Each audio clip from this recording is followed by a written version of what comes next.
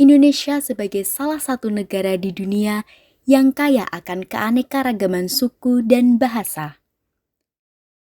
Dikutip dari Brussels Times dalam artikelnya yang berjudul Indonesia, A World of Diversity and Wonders, negara Indonesia memiliki lebih dari 17.000 pulau, 200 etnis, dan 300 bahasa daerah, yang mana menyebutkan bahwa Indonesia sebagai negara yang paling beragam secara geografis dan budaya di dunia.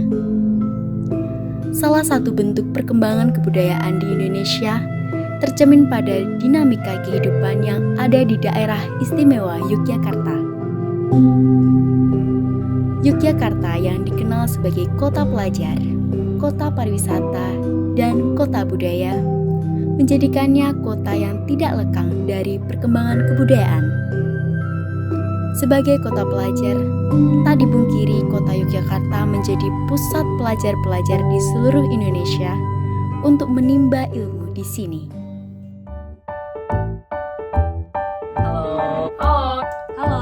Halo guys.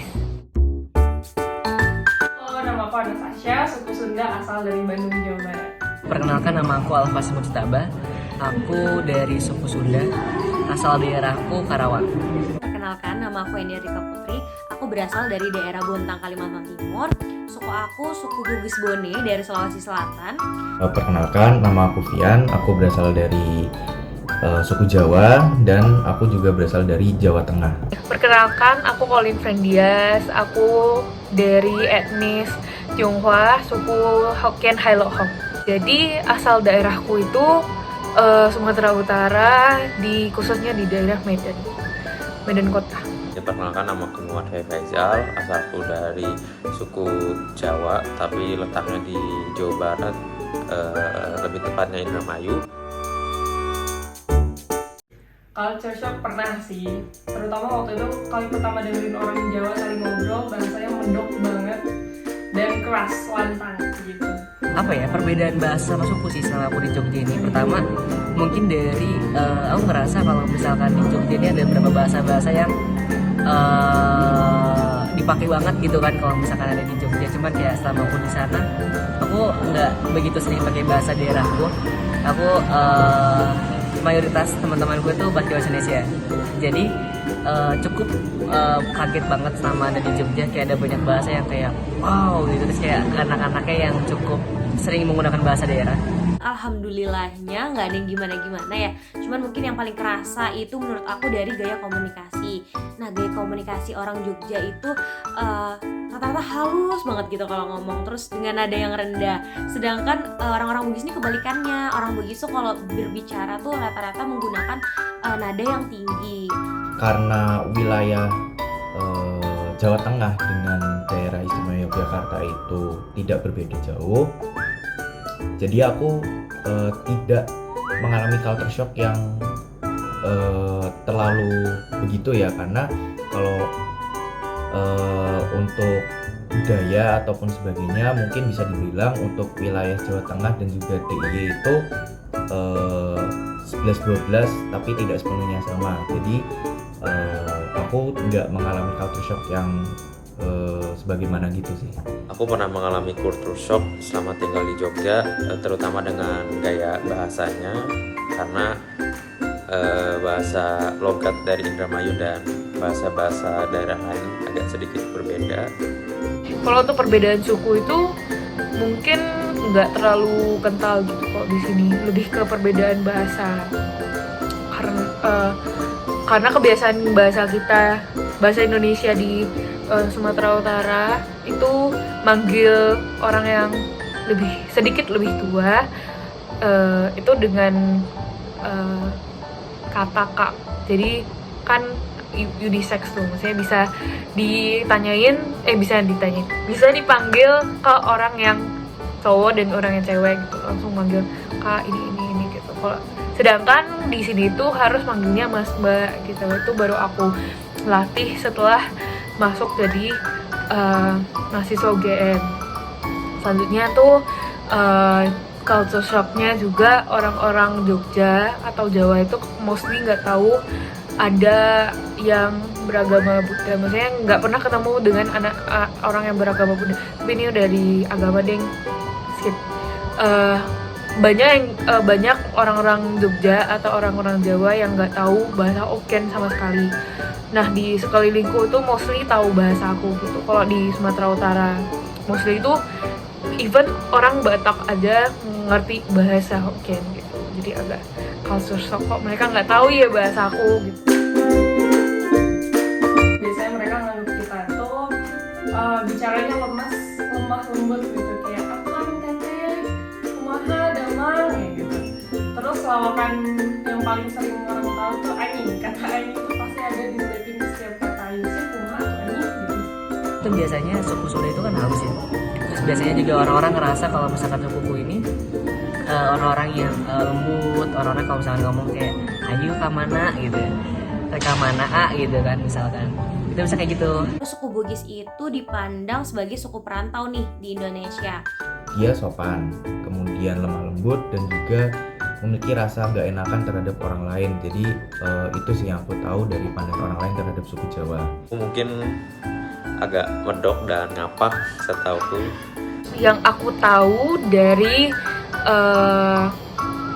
dari POV atau stereotip orang orang Jawa ke Tionghoa Medan itu, di dalam versi bisnis itu Tionghoa dari Medan itu banyak melakukan hal-hal yang tidak mengenakan, misalnya membohong atau mencuri uang orang. Tapi sebenarnya di sekeliling kita itu, yang aku tahu sebelum diomongin sama orang-orang Jawa ini, aku tuh nggak tahu kalau stereotip orang luar tuh kayak gitu. Karena di tempatku juga nggak pernah ada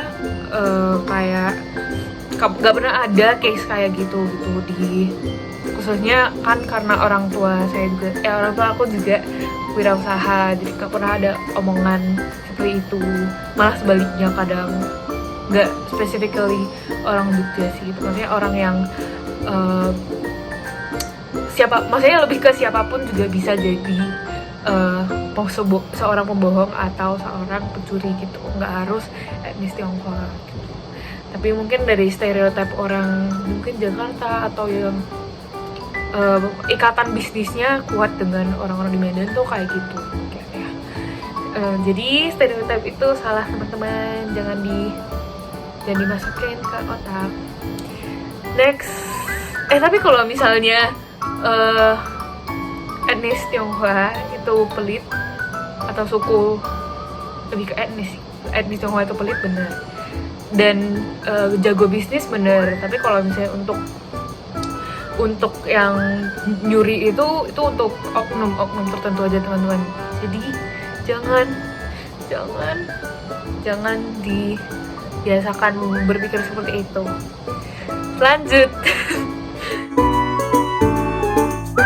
Ikoniknya itu makanannya jelas Jawa Barat itu dari mulai gurame bakar, nasi liwetnya beda sama Jawa, dan jelas gurih, semuanya nggak manis.